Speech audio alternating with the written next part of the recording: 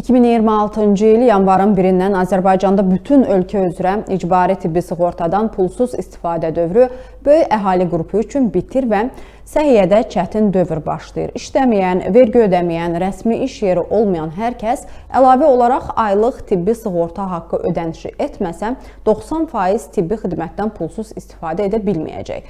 Əsas məsələlərdən biri təcili təxirə salınmaz yardım və doğuşdur. Doğuş və klassik qeysəriyyə kəsiyi əməliyyatı, stasionar yatış zamanı dərman, tibbi sərf və qidalanma, laborator və instrumental müayinə, diaqnostika və müalicə tədbirləri ödənişsiz olaraq göstərilir. Klassik qeysəriyyə kəsiyi əməliyyatı tibbi göstəriş əsasında həyata keçirilir və vaxtından əvvəl doğulmuş körpələrin küvəzdə saxlanılması da icbari tibbi sığorta ilə qarşılanır.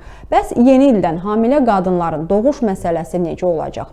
Bu xidmət qadının işləməsindən və ödənişindən asılı olmayaraq yenə də qarşılanacaqmı? Əgər yeni qaydalar qanunla qüvvəyə minərsə, o zaman rayonlar da daxil olmaqla doğuş və keysəriyyədə ciddi riskli vəziyyətlər yarana bilər.